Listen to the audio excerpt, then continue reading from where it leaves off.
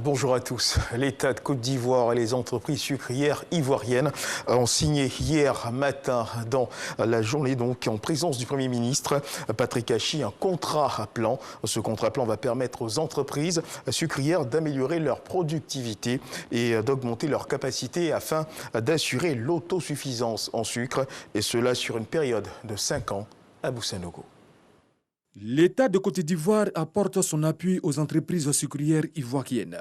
Cette signature d'un contrat plan avec les sociétés sucrières ivoiriennes est sur une période de 5 ans, durant laquelle elles devront s'engager à réaliser des investissements nécessaires pour augmenter leur capacité, réaliser l'autosuffisance en sucre, en vue de garantir des prix compétitifs pour les ménages dans le cadre de la lutte contre la vie chère et le maintien de l'interdiction des importations de sucre sur une période de 5 ans et l'aboutissement des discussions entre l'État de Côte d'Ivoire et les entreprises sucrières ivoiriennes. À travers la signature de cette convention, les entreprises sucrières s'engagent à réaliser des investissements de plus de 150 milliards de francs CFA sur la période 2021-2025, dont environ 71 milliards pour SUCAF et 79 milliards pour Sucre Ivoire, d'augmenter la production de sucre de ces deux entreprises qui passera de 206 000 tonnes en 2021 à environ 255 000 tonnes en 2025, d'améliorer la compétitivité du sucre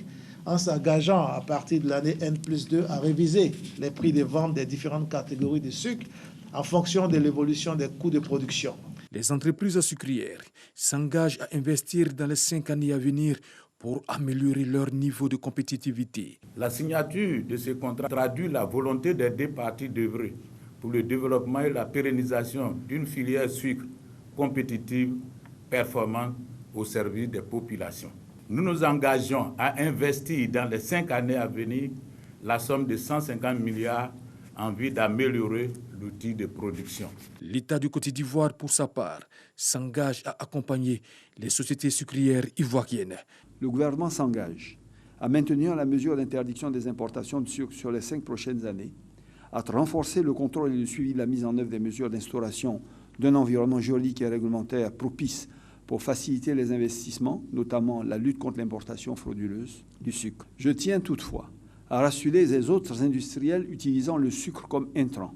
Durant cette période, les importations spéciales de sucre seront réalisées exclusivement par les sociétés sucrières pour couvrir 50% des besoins des entreprises industrielles utilisatrices de sucre à un prix de vente à marge nulle, sur la base de l'évaluation des besoins exprimés par ces industries. La différence des besoins, 50%, sera fournie par les sociétés industrielles sucrières locales. En somme, ce contrat plan va permettre d'accroître la production locale du sucre et d'améliorer la compétitivité de cette filière stratégique de l'économie. Et hier samedi, nous étions le 1er mai. La Côte d'Ivoire, à l'instar des pays du monde entier, a célébré la fête du travail. La cérémonie officielle de cette célébration a été présidée par le Premier ministre Patrick Hachi. C'était à la primature.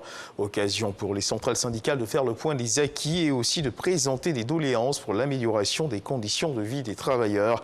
En cette période de crise sanitaire, les centrales syndicales ont exhorté les travailleurs à se faire vacciner contre la Covid-19.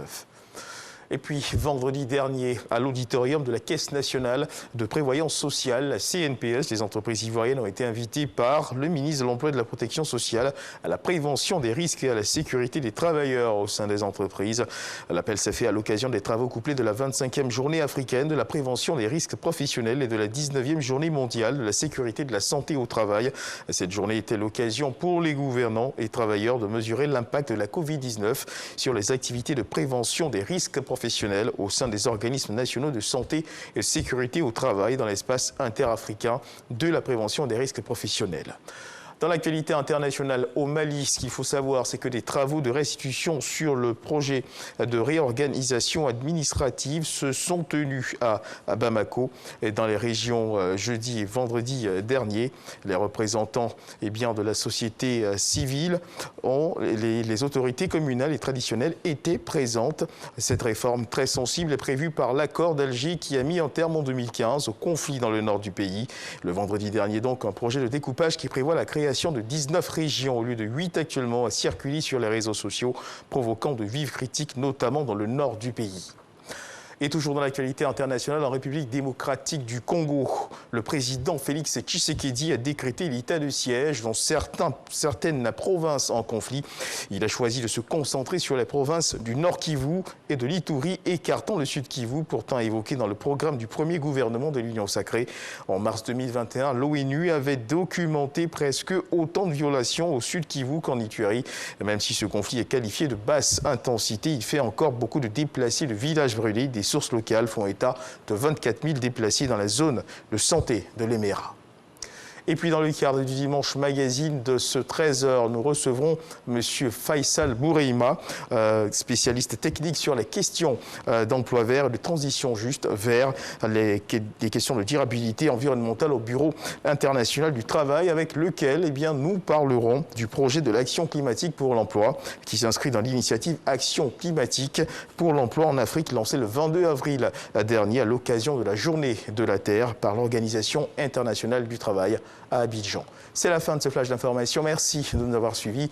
Je vous retrouve à 13h pour le journal.